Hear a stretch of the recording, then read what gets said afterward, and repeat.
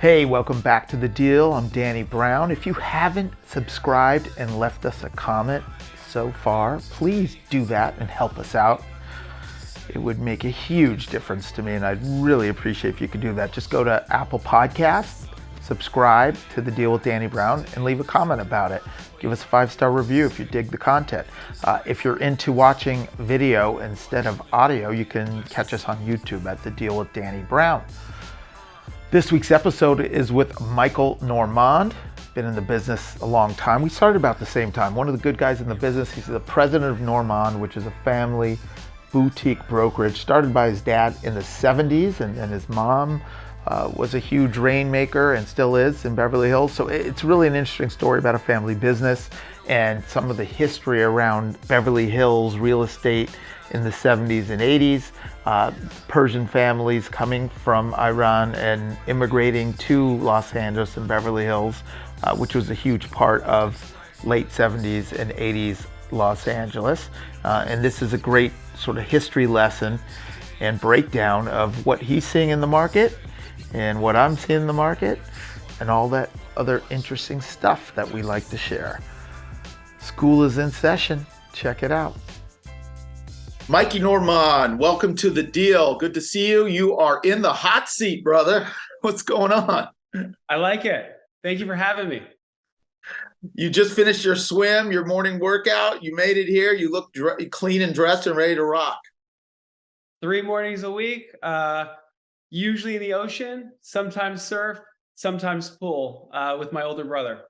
Oh, that's awesome. Do you guys get in the water a couple times a week like that? Every Monday, Wednesday, Friday. Where do you go? So usually Tower 26 in Santa Monica. Yeah, but if not, we swim at the Westwood Rec or we go to SMC. Awesome. Well, look, let's jump right into it. You're the president of Nourmand, a boutique brokerage in Beverly Hills, family-run business. We'll get into how it started and how you got into it. But why don't we just do a quick where you were raised? Obviously, we know each other and grew up in LA together. Where you were raised and how you got into real estate. And then from there, we can go back and tell the Nourmand story. Sounds good. So born and raised in Beverly Hills. My parents bought their house when I was literally in a basket, and they're still there.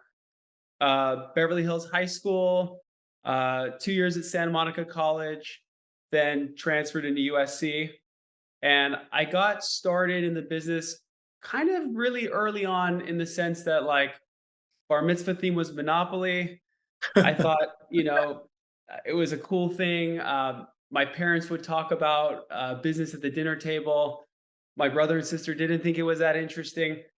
I wanted to figure out like, all right, how are they going to make a deal? How's it going to come together? And they used to have the parties for the office at our house. Think of a one office, old school company. You've got all your agents and staff. They come to your parents' house like for the afternoon. And I'm going and talking with everybody. And I remember my dad being like, wait, you like doing this? And I was like, yeah, it's fun. And he's like, okay, well, real estate's probably a good fit for you. So fast forward, I'm in high school. I'm a senior. I'm dating a girl whose dad is a real estate investor. And we're talking and kind of similar backgrounds. Like he went to Beverly, Santa Monica, SC, and he's talking about, okay, before you can buy property, you have to do something to make money first. So he's like, you should get your real estate license and go and broker deals. And then when you have the money from that, you can go and you can start investing. What a concept. Pretty cool, right? Yeah. You're in high school. In high school. Yeah, in high school. So by the time I graduate high school, within like 6 months after, I have my real estate license. Don't do anything with it, but I have it.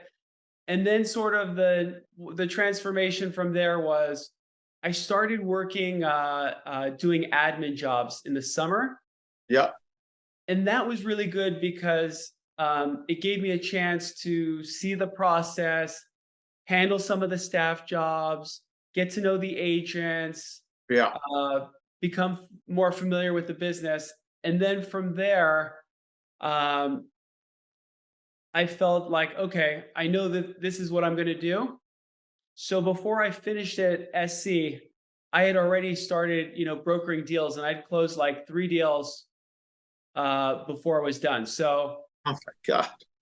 yeah, I got probably a little bit of an earlier start than you, even though I Yeah, don't. that's a pretty early start. So who are those first 3 deals with? Are these friends that are in college, or their parents, or who's using a 18-year-old kid?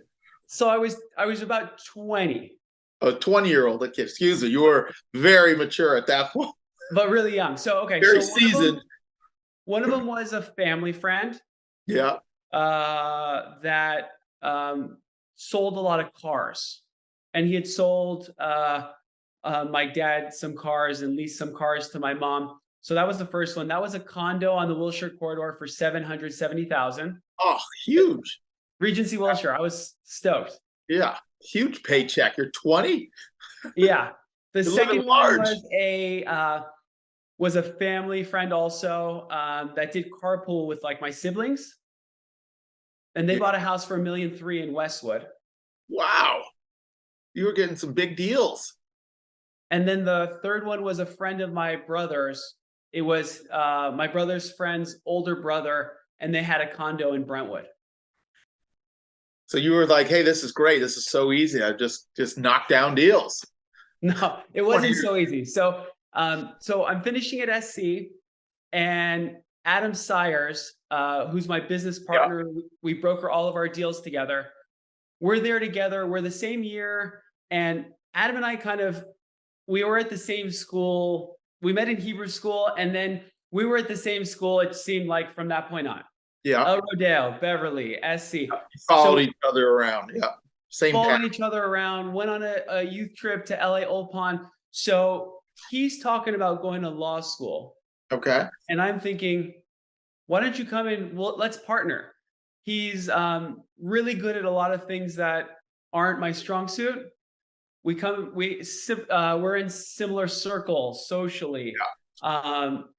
He's very personable. He's really good with like design stuff and landscaping and things that I didn't have that skill set when I started.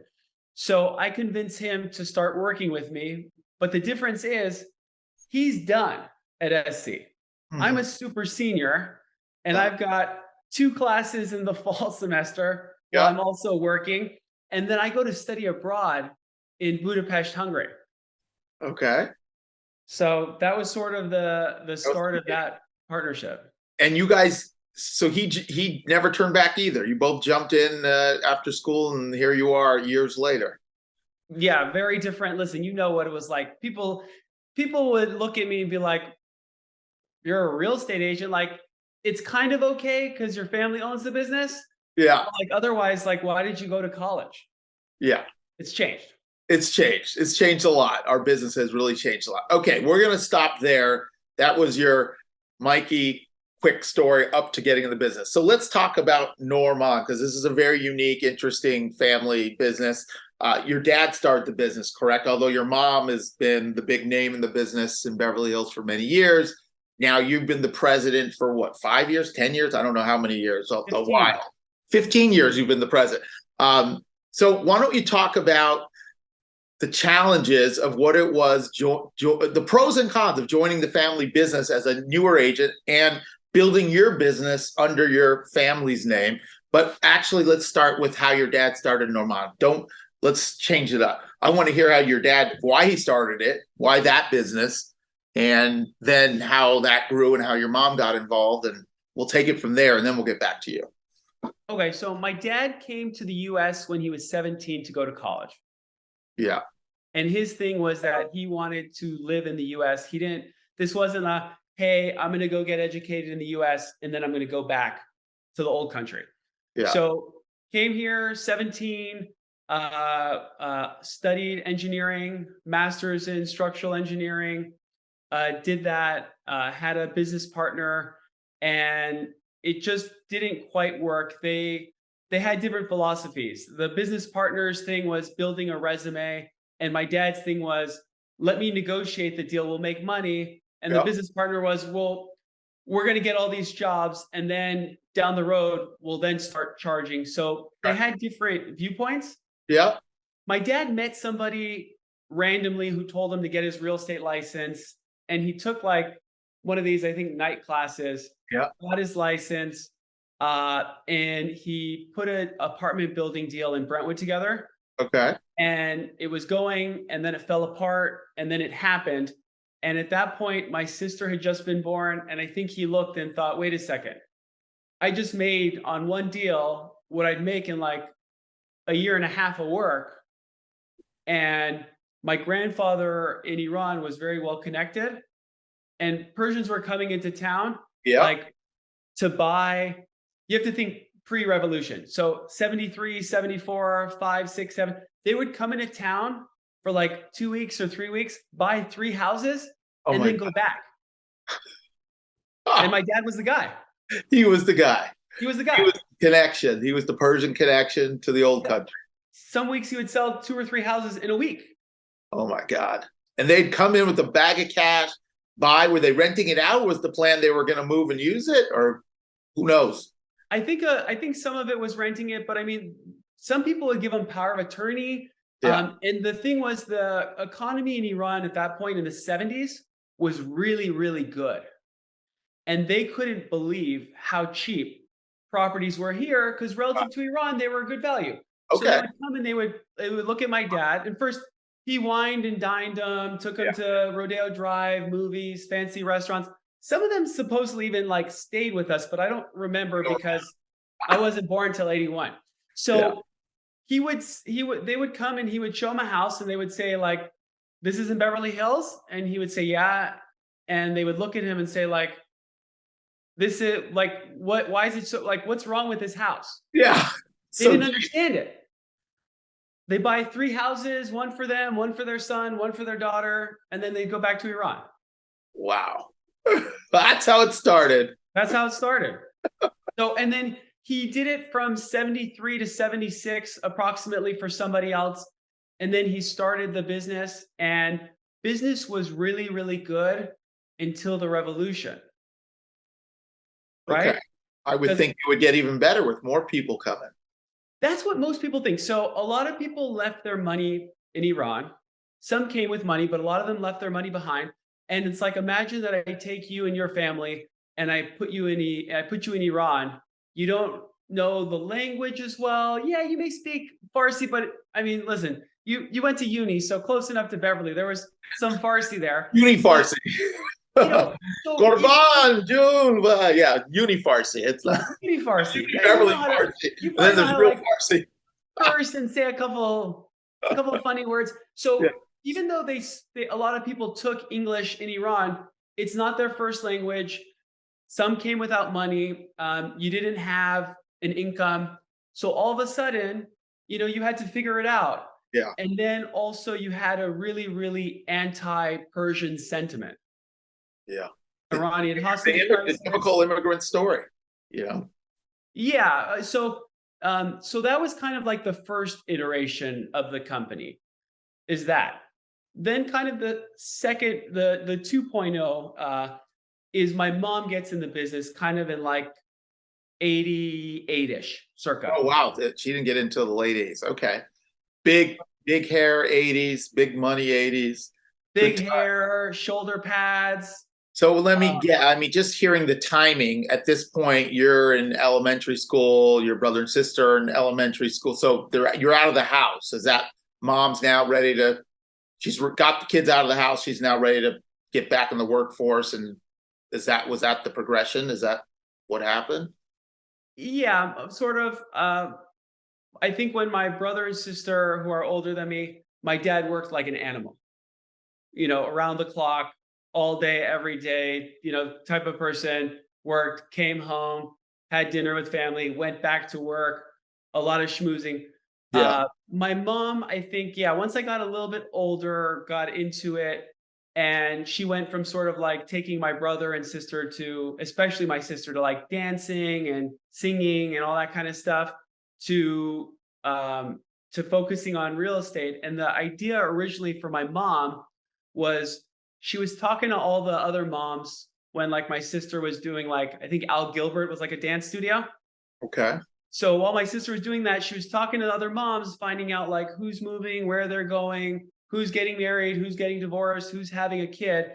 And my dad's like, go and get your license. And my mom's like, maybe I'll sell a house or two a year to kind of help out. Yeah. And then sort of the rest is history. She took off pretty quickly. Yeah. So Nourmand in 88 as a brokerage, how many agents were there at that time? Small, really small. Okay. One office. In 88, we were Or around probably still when your on, mom started. huh? Thinking of like when your mom was getting into Yeah. So we had a small little office on Beverly Drive. I think we were the storefront where a P in the Pod was, right by Christoph. Yeah. Maybe 30 agents, Okay. all West Side for the most part. We had some hitters, but this is big business now. It was like, Different back then, like maybe you had an assistant.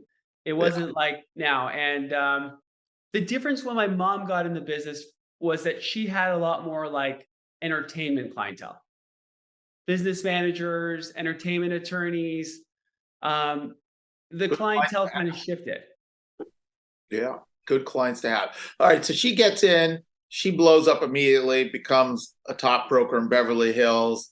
We're going to zoom past that. Now we're back to you starting your career, getting out of college and joining the family business. So tell me a little bit about some of the challenges you had starting your career at a family business. What were some of the things that were really difficult? And then maybe talk about some of the things where you thought were advantages.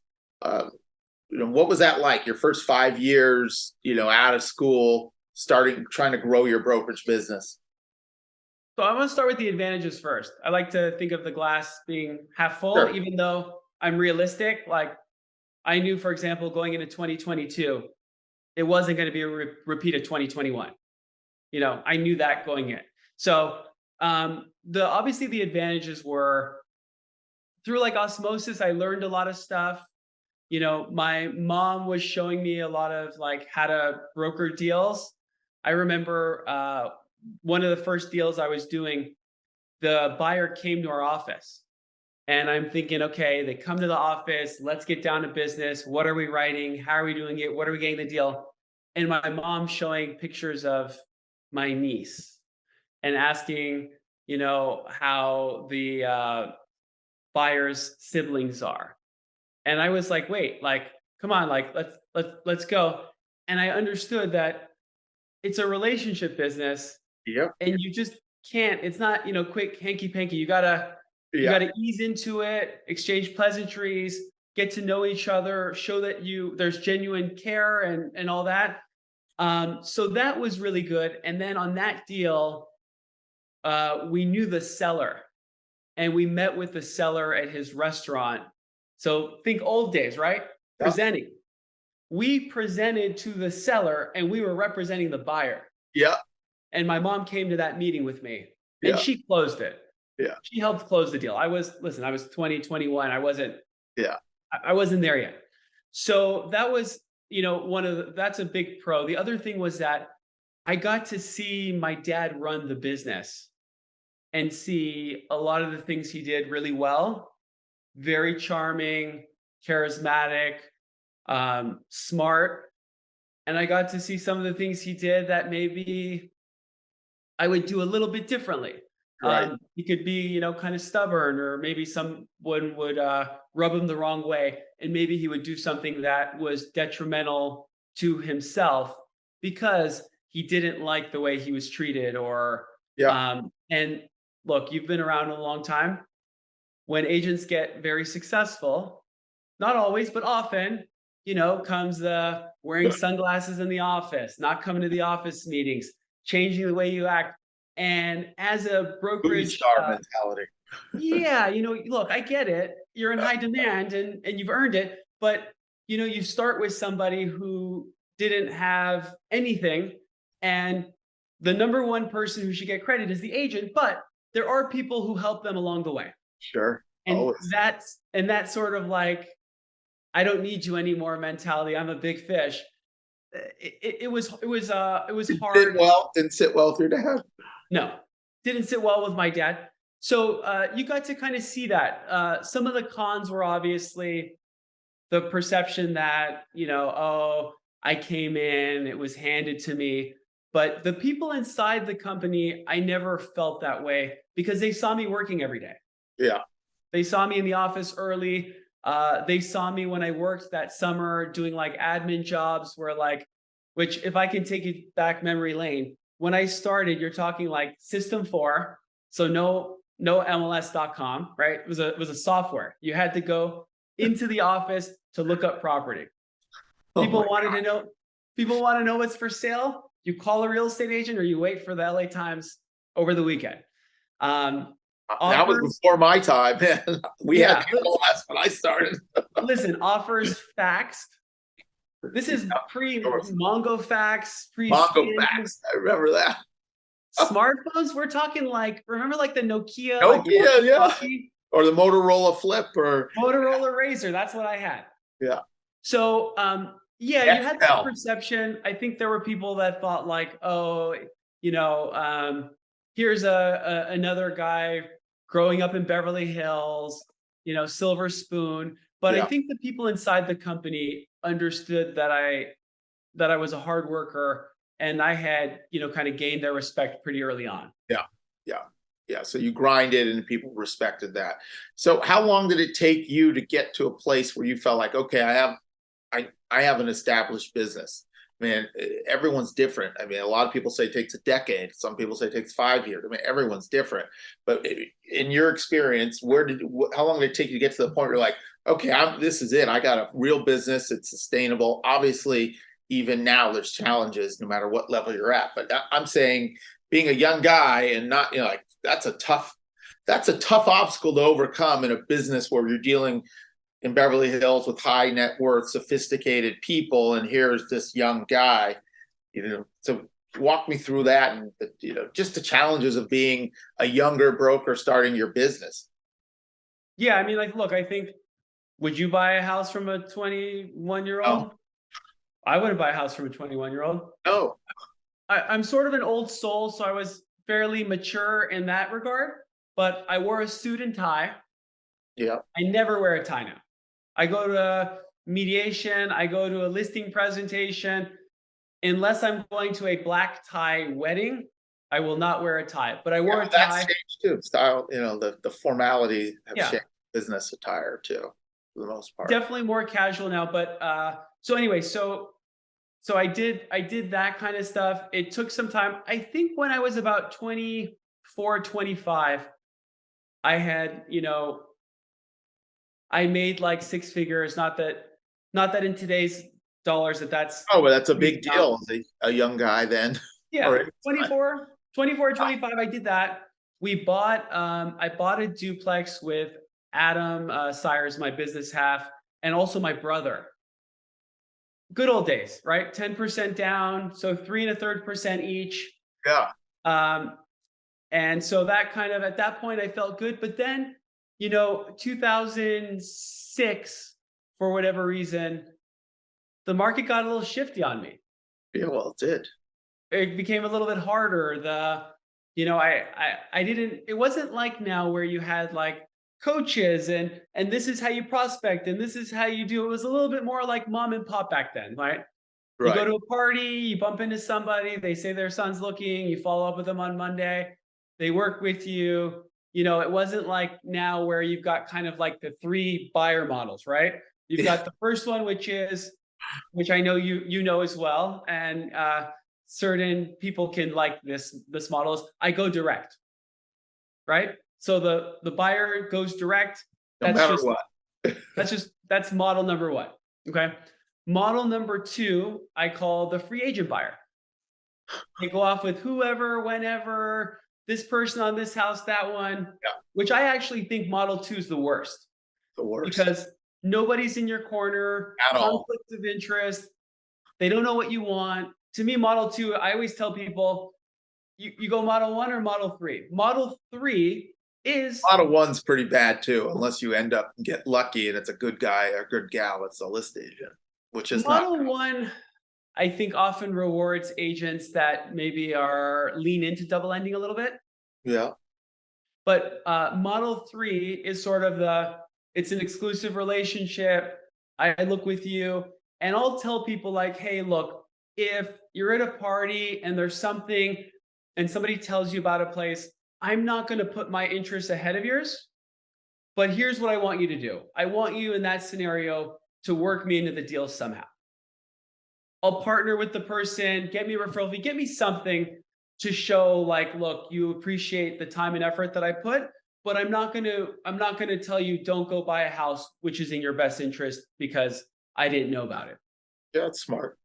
So okay, so back to your question. I'd say it took about I would say I had that 2005 was good. 2007. So I'd say probably about a good 5 years, which I think 3 to 5 years is usually the amount of time I tell somebody that it takes to get over the hump. Yeah. Yeah. I mean, that's a good ad. If you're really grinding and you're going all out every day, which by the way, only a few, not most people don't do that. But yeah, I think that I would say 3 to 5 years, depending on how the market is, this and that. All right. So true. So you got through the crazy recession. That had to be very tough. It was tough on all of us. All of our businesses got hit hard. But here we are in a new situation in late January 2023. Last back half of the second half of the year was challenging. What are some of the challenges now that you're running the business, or now you've been an established top broker for many years? What are some of the challenges you're facing in this market? And just in general, even in the good market, over the last 3 or 4 years. So the first challenge, which I don't think is going to surprise you from running a brokerage standpoint, is the margins, right? Yeah. The model, agents make more money. They either get a higher split, a marketing money, parking, a perk, something, right? Maybe a client thrown at them. So the margins have become more challenging without question. Then you kind of look at it, and the other part of it is that staff compensation increased. So you're getting kind of the squeeze because you got revenue coming down, staff compensation coming up. So that, and then you throw in we're in a transaction recession. Yep. It's a traditional market, but we're in a transaction recession. The companies are geared right now for 2021 sales volume, and we're all starting in 2022 making adjustments to sort of try to figure out how to turn a profit. But I think that you've seen cost cutting kind of starting in 2022, right? Because it's easier. It's hard to go, Danny, I know you had an off year and I'm going to rework your deal. That's harder. There is a little bit of that. Maybe somebody who had 2021 was a big jump, but was kind of out of character. Yeah. And then you've got, okay, so some marketing money gets cut, some other stuff. But I think that the expense side, the bottom line, is sort of where you're going to see. So I think that certain jobs that you don't necessarily have to be inside the office, I could see some outsourcing, a little bit of freelance. So I'll give you like 2 examples. If you're doing social media, the person who's doing social media at a real estate company, they don't necessarily have to be in the office to do it. You can do social media and you can make a newsletter. Absolutely. And you could be in Wyoming. Yeah. So if that person goes from being a full-time person to maybe a part-time person, and it's freelance, so they can do it whenever they have time. They're not an employee. So now all of a sudden, 40 hours is roughly 15 hours they bill you. You don't have Social Security, Medicare, Cutting expenses. all of a sudden you get some cost savings there. Another example of something like that, I know I'm getting a little bit granular, but I think that these are the topics that people don't usually talk about, which I think are important. Yeah. Somebody who's handling relocation. Relocation, So let's say that a company from New York that's in our network calls us and says, "Hey, I have a seller on 123 Main Street." That's not really a 40-hour a week kind of a job anymore. Yeah, they're dealing with our network of companies. They're dealing with corporate relocation. They're dealing with relocation companies. But that part of it can be something else that could be outsourced. So I think that, and then I think the other thing that you'll probably see, and then we can switch topics because I don't want to lose people's attention, is sort of, all right, what fees are companies going to introduce? Because if I say, Danny, I'm doing X, Y, and Z specifically to you, you may feel a little bit targeted, right? But if I say everyone's going to pay a fee of X on a sale, or everyone's going to pay an extra fee on Y on a lease, right? Especially right now with a lot of leases, or there's going to be a tech fee that when we collect E&O that everybody pays that. I just think that companies are going to get more creative. Yeah, they need to. They definitely need to. All right, now let's shift to challenges of not from the broker or manager side, but just as an agent. What would you say agents should be doing right now? If you were like, hey, you're meeting with agents and they're all having challenges and they're asking you, Mikey, you've been in this, you've been up and down markets, your family's been in it for a long time.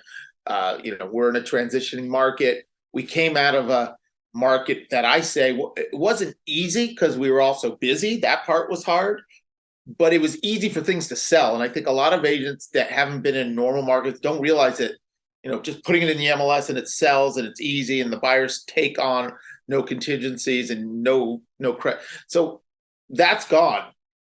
Now we're here. So what are some advice and some mindset advice and maybe even some tactical things where you'd be like, hey, what should I be doing now? If I'm agents asking Mikey, what's the advice you would give them? Well, I think the first thing is we were also busy. Maybe we got away from prospecting. Absolutely. So too busy to prospect. I got incoming calls. Yeah. I mean, listen, I go and I talk to agents, our company, other companies, and the overwhelming message is not my phone is ringing off the hook. I don't know. I don't know how to service all the business. Yeah. So the first thing is that everybody should have a CRM. Yeah. And I think Anthony Margulies, when he spoke, he said the best CRM is the one that you use. Yeah. So most companies provide a CRM. We use we usually work with ReChat, but it doesn't. You just need something that you use. Yes. Every day and stay on top of. Okay, so CRM. Yes. So CRM. Okay, I use my CRM. I'm using it. What do I do? So my viewpoint is you should be in touch with your past clients at least 3 times a year. That to me seems to be the right amount. I don't know about your clientele, but my clientele, if I reached out to them every 2 weeks or every month, that's not like keeping in touch. That's annoying. Yeah. Busy, right? Your people are busy. My people are busy. They love you, but they don't want to hear from you that much. Yeah. So that's the first thing. So, CRM, I think a newsletter is good. And taking the time to, if it's somebody really young, they may want to text. If it's somebody older, they may want a phone call. There's nuances. Calling them for their birthday. I know there are people who call for anniversary of closings and their, wedding anniversaries and stuff. I usually stick to birthdays and hitting them 3 times a year. Yeah. The other things I told our agents are 1, leasing. You're going to do leases now. There'll be a lot of leases. Talk to me about that. God, I hate leases. But I know what you're saying. I mean, in the leases, you got to do them, especially when you're building a business. Leases right now are, if you look at sales are down and leases are way up. There's a lot of leasing going on right now. A lot of people are unwilling to take a lower price. They're okay to lease. They're okay even to lease it for less than they think it's worth to lease it, just to sort of kick the can down the road and wait for a better time to sell or whatever. Yeah. So I tell people, don't thumb your nose up at leases. The second thing I've advised is look into multifamily. Duplexes, fourplexes, triplexes, they move. and you've got a lot of new legislation, which is very tenant friendly. And there are going to be people who are going to say, you know what? I'm tired of California. I'm going to sell everything I have or sell one property, wash my hands, or trade it into industrial or something else. And to me, 2 to 4 units usually is a residential broker, and then 5+ is usually commercial. But there's obviously some mix both ways there. Yeah. The third thing I've told them is consider learning a new market. So I have a couple agents who have done some business now in Palm Springs. Okay. And also look into outgoing referrals. It's a great, Other markets. Yeah, we're part of leading real estate companies of the world, which is like the top independent companies. Yeah. So like in New York, it's Brown Harris Stevens, which is really well known. Yes. In Chicago, it's at Property. So my thing is that you go and you make an introduction. That's my opinion, the best wording. You make an introduction to somebody, and we have a relocation person who will handle it. You can interview the person. If your client doesn't like it, you can reassign it. That's the most money you're going to make on your time. Yeah. Yeah. 25% of a deal where you spend maybe an hour. Yeah, it's incredible. I've believe that wholeheartedly. And, a lot of those relationships, like all relationships, aren't overnight. They're not, you can't think transactional, but those long-term friendships and relationships with agents around the world, I mean, those deals, when they fall in your lap, like you said, it's an hour or two, whatever it is, get a piece of a deal and you don't have to think about it. That's an incredible revenue stream. Yeah. So what have you seen if about the market now? I mean, we were talking about this before we started recording, and certainly we're in a transactional recession, you call it. I don't know, transactions are way down, but there's still plenty of transactions happening. I know I've been in multiple offers. The last 3 times I've written offers over the last 3 or 4 weeks. I'm in one now with 10 offers in Santa Monica. I think you just mentioned you're in one in Westwood. So that sounds confusing, right? It's like, what's going on? If we're in this recession and yet there's multiple offers, it sounds like a really convoluted, psychotic situation. And it's hard to explain because clients are like, well, what is going on? Can I get 50% off on Camden Drive in the Flats of Beverly Hills? I'm like, no, I don't know if you can get 2% off, but you might be able to get a house. Yeah. So yeah, we're definitely in a transactional recession. And sometimes I think the consumer equates that with prices. Yeah. And I don't see prices falling, dropping, maybe, small amounts, whether that be a little bit of negotiation on the initial round or a little bit more play on the request for repair. Sure. You're always going to have people that are going to buy and sell. And right now it's a traditional market. So you have life-changing events, right? Somebody gets married, they need more space, they're having kids, they need to be near a school or work, death, divorce, that kind of stuff. Relocation. Normal things. Yeah, life-altering events. So there's still business to be done. The challenge is that a lot of people have refinanced. Yes. It's very easy for them to stay where they are. Right. Their property tax bill is lower. They don't have transaction costs. So you need buyers and sellers that it's a need, not a want. Correct. And because of that, there's fewer deals. But yeah, like you said, there's not a lot of good inventory. So the good stuff has offers on it. And the average stuff doesn't and sits. Yeah. And I think you correct me if you think differently, but the misconception from the consumers are, oh my God, I see price reductions everywhere.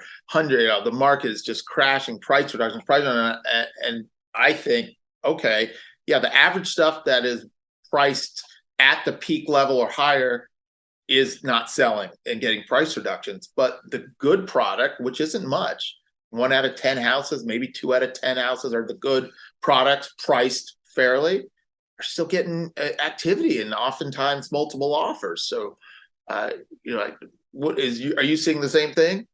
Same thing. I have a guy who's looking in kind of the $3 million-ish range on the west side.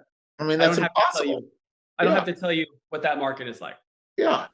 If it's So anything good, there's going to be 5 to 10 offers. 15 offers on the one right now. The first place we 15. bid on. First Yeah. place we bid on. So there hasn't, it's not even like we're getting our butts kicked left and right. This is the first house we're bidding on. Welcome to the market. Yeah. And you get like but the house is, maybe a little bit small. It's like, well, if it's bigger, it's going to be too expensive. Yeah. Oh, but maybe it needs a little bit of work. It's like, well, I was like, it's a math equation. Yeah. And you got to make the math equation work. So either you're going to get location and size, but the condition's bad, or you're going to sacrifice on the condition and the location, but something, the yard's bigger. Like, yeah, it's put the puzzle together and put the math equation together. Something's got to give. yeah, You're not going to get the best location, the best size house, totally done, but that does it. It's the equation isn't going to fit to your wants. And I think the reality is we have seen in some specific situations some price drops that are 5%, maybe even 10%. But for the most part, the good stuff is almost the same, if not the same. And the interest rate situation certainly is going to put people on the fence, on the sideline, but the people that have needs are still buying and still selling. So how do you see this market playing out over the next 12 to 18 months? What's your crystal ball telling you with interest rates where they are? When do you see that starting to come down? It's been down a little bit, but what do you see? What's your crystal ball telling you we're going to be, what our market's going to look like this year and maybe heading into next year? So I'm actually pretty comfortable taking a fairly straightforward stance. I think the first quarter is going to be the bottom in terms of transactions. What's behind us? The fourth quarter last year or this year? No, first quarter right now. Oh, first quarter. Yeah. Right now. So you think we're bottoming out now? Yeah, I think that if you look at sales in January, February, March, it's going to be way, way, way off. But I feel better about the rest of the year. I think it's kind of more of like a seasonal market where, first quarter is usually the worst. When you run a brokerage, first quarter, you look at the numbers and you're like, why am I doing this? And then second and third quarter are really good. And you're like, okay, I can actually make money doing this. Okay, I get it. And then fourth quarter is, usually decent, but first quarter is usually bad. Yeah, which makes sense seasonally because coming off the end of the year, less transactions that usually would close January, February, March, and then the spring selling season for March, April, May takes you into summer, and then you're back to holiday season where it slows. So that makes sense. That makes sense. So you're feeling we're sort of in this bottoming period in this next couple months, and we'll see. Nobody has any idea, but it certainly seems like that. It certainly feels, as you and I were discussing before we started recording that, just even over the last week or so, the activity has ticked up, the showings have ticked up, sentiment has ticked up, interest rates, they're down, not significantly down, but they are down. They're not at 7, they're certainly getting much lower than they were. So that's interesting. Tell me what other challenges you see out there for agents and in general, what people can expect and do you think that there are things like, should an agent be trying to join a team if they're struggling? Should they be trying to go at it on their own? What's your take on that? Because you always get agents coming to me and saying that too, like, hey, should I join a team? Do you want people on your team? And I have sort of mixed feelings. It's different for each person, but what is your take on that? Agents wanting to be on a team versus being on their own. So I've listened to your podcast, so I think you and I are kind of similar on it. I think that if you're an agent and either you don't have the time or the ability to go and do A to Z, maybe you don't have the contacts or, acquiring clients isn't your strong suit. I can understand being on a team, right? Because theoretically somebody else is fishing, handing you the fish, and then you're cooking it, you're doing a more specific job. Yeah. But as a generalization, I think if you can get your own business, you shouldn't be on in my view, it doesn't make sense to be on a team if you can get your own business. I do see the ideal 2 people and an assistant Yeah. Is, either when you go to the team thing, either you got to be like a partnership, small, 2 agents and an assistant, that kind of thing, or 2 agents, 2 partner agents, a buyer's agent assistant, or you got to go like huge, like really, really big team. I think the problem is that when you're in that in between is where your production suffers. You don't have the economies of scale. And I think that you see a lot of this new school mindset with, look at me, I'm 25 agents. Yeah. It's all ego. When I'm looking at it, what I'm saying is, I want to make the most deals with the fewest people, period. Me too. So I think it's being efficient and profitable more than how many agents and what can you promote as your group volume. Who cares?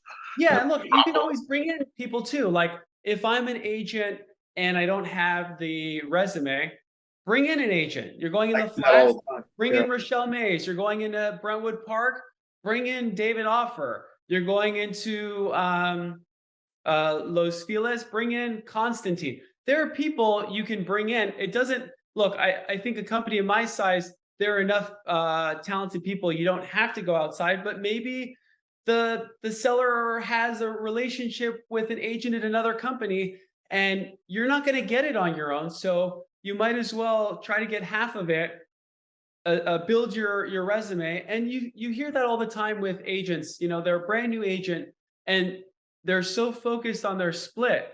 Yes, I hear that all the time. Why don't you focus on getting trained well and learning the business and building something sustainable rather than the $5 extra that some company is going to give you that they're never going to pay any attention to you. Yeah. And you're going to do no deals anyway that first year or two, and you're worrying about that extra percent. I get it. And people, and I always say and believe that getting small pieces of deals is much better than doing no deal and trying to hold on to 100% and you don't get it and you don't learn. And yeah, for sure. I think it's just a different mentality. There's sort of very different mentalities going on in our business at the same time. All right, I'm going to take it away from business. I'm going to go personal now. So tell me, what are some of your, outside of business and real estate, what are some of your hobbies, interests, passions? You mentioned swimming, surfing. That could be it, but let's talk to that. What do you like to do when you're not doing business or real estate? So I'm really regimented. Regimented on like. Are you anal, Mikey? Are you just like OCD regimented? What do you? No, not. I mean, there are parts of me maybe locking my car door a little bit. I suffer a little bit from that. White shirts. I notice white shirts every time I see you. That's a big. No, I think that Can I get you a blue shirt or pink shirt? It will look good on your complexion. Pink shirt? No, I don't own a pink shirt.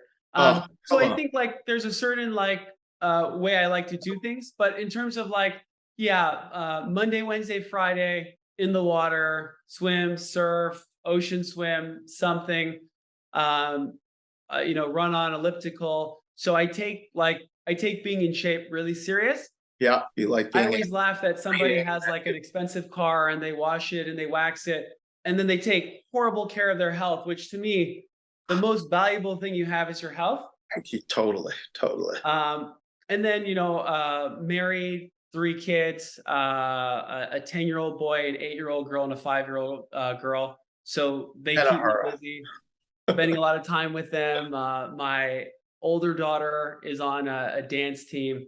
I pick her up from that and I always go and watch the end of it. That's fun. So a lot of family time. And then other hobbies, I like to read. Definitely don't do it enough. Hoping that I'll get better about it later on. Sports. I know you're a sports guy. I like watching sports. I like SC football. Definitely this year, aside from our porous defense, but last year it was unbearable. I couldn't even watch. Been unbearable for many years, but we're getting there. We're turning it around. We just need a defense now. Yeah.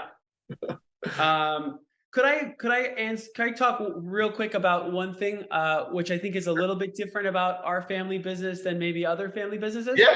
Go ahead. And it's also kind of goes to personal too a little bit. So most of the time, right, you have a patriarch, you have a matriarch. They build a business. They did it their way. with their iron fist. And then you kind of go to the second generation. And then it's kind of like, okay, how does that transition happen? In our business, my dad was ready to be out. My dad was probably worked 5 or 10 years longer in it than he wanted to. Okay. So I started running it when I was 26, January 1st, 2008. Wow. Really, really young. So I think the difference for me was I didn't have to deal with that part of it, with who's going to be the next one in line. Brother and sister didn't want it. Dad was happy to be done as soon as possible. Mom was busy brokering deals.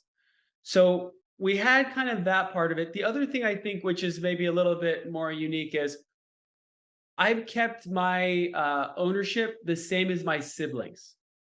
I don't own more of the real estate company. I don't own less. I own more of the escrow business than anybody else. But I view that kind of the equality and sort of the mindset of everybody being in the same level, sibling wise. And then the other thing I think, which is a little bit different, is that everybody contributes whether they work at the company or not. So my mom is obviously easy, face of the company, brought in a lot of business, doles out leads, the whole deal. Yeah. My sister has brought in some clients, helped recruit agents, active in like the shareholder meetings we have, and also like changing it from like a mom and pop business to like having like a shareholder agreement and having everything be legit. Yes, we're family, but all the paperwork is done like we are not related, which is the right way to do it. And then you've got like my brother, who's very creative. And I don't know if you know him, but I think you guys are kind of similar ages. Yeah, I know how.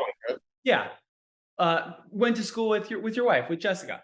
So on his pulse on like brand stuff, dealing with our merch, doing like digital marketing for us, Instagram, layouts, kind of like the architect of like the rebrand. Uh-huh. So it's cool because we've all worked together, even though we're all in somewhat different businesses. And I don't think there was really any like jealousy or animosity. And then other things that we did, which I think have worked for us, were I had a certain amount that I wanted to have in reserves, right? I came out of, I cut my teeth in 2008. So the first 2 years that I ran the business, we lost money. And, I got to have those fun conversations of like, we have X amount of cash at this burn rate. Yeah. This is how long it'll take before the money is gone. So I wanted to have a certain amount of cash before I started distributing more regularly and more money. So it took me up until about a couple of years ago to get to there. So I think well-run family businesses, and I've read a lot and I've watched panels and gone online, they're usually very, very good about you have a certain amount of cash in the kitty and then you distribute a certain amount, but you never get to a point where the shareholders need to write a check to fund the business. Sure. So, sure. Yeah, that's smart. And, it's interesting. It's probably pretty unique. You usually hear about a lot of infighting, especially when there's change of generational management and siblings conflicts and who's taking over and who's got. So you do hear about that a lot. You also hear, and I've heard, I'm sure you have too, that people don't take it like it's a real business and don't do the paperwork and the fundamental business structures correct. And then down the line somewhere, it could be 3 generations down the line, there's conflict and there's no business paperwork, and it just creates so much trouble and headache and money to figure that stuff out, decades later. So it's smart that you guys did that. Danny, I'm boring. I make money, nothing controversial, no girls, no Miss Playmate of the Year, no girls kissing in a property video, understated. I do it right over and over again, singles and doubles, and keep a low profile. And that's sort of what I like and what works for me. And it makes it much smoother because you don't have kind of the like, you've got some of that with the market, but I try to minimize it. You keep it steady. I like it. I like that style. I can relate to that. So talk to me back to personal. What are some of the books that you've thought would be great books that you like that you think people should read if they're in our business? Well, anything you would suggest? I liked Dale Carnegie, How to Win Friends and Influence People. Okay. I've listened to some of his podcasts about worry and stress, and I think it's really, really intelligent, and he does a really good job of like, don't correct people. And then with like the how to stop worry, like accept like the worst outcome, right? So what's the worst outcome that could happen in business? The worst outcome that could ever happen is theoretically, I could be the one that takes the company under. I feel pretty confident that that won't happen during my tenure, but if you can accept that, if I could accept that one day that could happen, you feel a lot more relaxed. Or if, you have a listing, worst case, you don't sell it. Yeah. If you can accept that, you'll feel a lot less stressed out than like, eating it up and all of that worry just kills you, makes your sleep go to hell, bad for your health. And it doesn't make you any more productive. If anything, it makes Makes it worse. Makes it worse. So Dale Carnegie was good. I'm trying to think of some of the other business books. I read The Art of War, which was good. Kind of the idea of like formlessness. I don't exactly embody formlessness because I think everybody knows what I'm going to do. I just think my viewpoint is like, I'm going to tell you what I'm going to do. You know what I'm going to do. And I'm going to do it well enough and consistent enough that it's going to work. But those were two of the books that I really liked. There have been other ones. I read the biography of Warren Buffett, which I liked. I read that Alan Greenspan book, The Age of Turbulence, which I thought was good. It's another good one. You have any favorites? Oh, I just read everything. So not always business books. So everything you mentioned, I've read. Yeah, I mean, I read everything. What I loved I didn't read recently, but they made a show about it recently, Shantaram, which has nothing to do with business. I don't know if you know that book. They just made a huge Netflix show on it. A guy that moves to India to escape his criminal life in Australia. It's insane. The book was better than the show, but I read everything: business books, nonfiction, fiction, everything. Any movies you love? What are some favorites of yours? So I love Godfather. 1 and 2, I think are incredible. I think there's a lot of life lessons in there. I know people will say, "Oh, but it's family business. Once you get in, you get out." The personalities, right? You got Sonny, the temper, fiery. Sure. You've got Fredo, who maybe kind of overlooked. You got Michael, who's cold and calculated. And also it's interesting because you see sort of like the migration, right? They're in New York and then they shift to Vegas. So yeah, I really like that one. Can't beat that. No, I mean, I think that's probably the best. And the third one, I know everybody hates on it, but it's not that bad. It's just the first two are so good. Yeah. If we're in your playlist, what are some songs we're listening to? What are the songs that get you inspired, fired up, ready to go? I like 80s. 80s? Yeah. Like 80s, like rock, big hair rock band 80s, or like new wave 80s, pop? 80s like Depeche Mode. Oh, 80s. yeah. Yeah. I went to see them a couple concerts. I like Depeche Mode a lot. All of the new wave 80s at Beverly High. Yeah, I mean, listen, I wasn't at Beverly High in the 80s, but I know, but it was big. But yeah, no, I like it. I think it's like upbeat. It's not all happy, but I mean, I just think it feels good. So yeah, that's probably my go-to. Before we wrap up, any words of wisdom, words of advice that you want to leave us with? You are definitely one of the good guys. Always like seeing you and hanging out and talking because, you're a straight shooter and I appreciate it. But anything else you want to drop? Any nuggets? that you Well- feel like we should communicate here while we have you? Well, the first thing is I can't believe we haven't done a deal together. Oh, we haven't. No. No, Which we to me is haven't. crazy because I think I've been here. I've done it 20 years, and have you Yeah. done it even longer? I've been about 20 years. I started brokering deals in 03. So similar times. I think for like agents getting into the business, get a good mentor, learn things the right way, take care of your reputation. Yeah, there's a couple of charlatans in our industry who make money, but there's not that many of them. And you can make a good living doing it the right way, being honorable, having agent relationships. You don't have to, don't learn from the scorched earth policy people.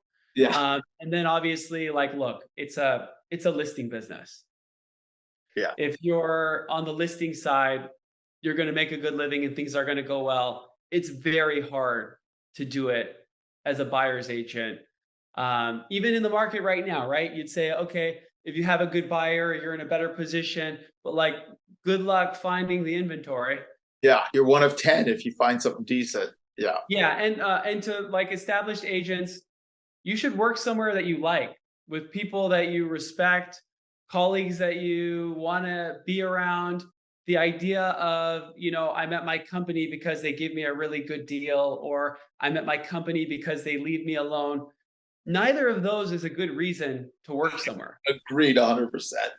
To me, when someone's like, oh, well, I have an amazing deal, like, yeah. I would almost borderline say that that's stupid. Right. How How many more deals? How many more things could you get done if you were in a good work culture where you like people, communicate with people, see people? People don't get the value of that. And in the relationship business, that can add tremendous revenue and value. And they leave me alone. They shouldn't be leaving you alone. They should be actively involved in your business. I know who's doing deals in my office. Like, I have an agent who's doing a deal. I called the agent on the other side, who's a friend of mine, to congratulate her. You want somebody who's passionate, whether owners, management, into it, aware. And I do think that as a generalization, this is going to be a much easier time for boutiques. Less overhead, more specialized, especially in luxury. But with that being said, there are different companies for different agents, and hopefully there's one that works for each person. Love it. Well, great to see you. Hopefully we can do a deal together soon. I don't want to wait 20 years, another 20. I'm getting too many. And we should go surf. So let me know when, because I need to get back in the water. I'm ready. I'm ready. I'd love to. All right, man. Well, enjoy. Have a good weekend. Great to see you. And I appreciate you spending some time with us. And I'll see you in the streets. Look forward to it. Thanks, Danny. All right. Great job, Mikey.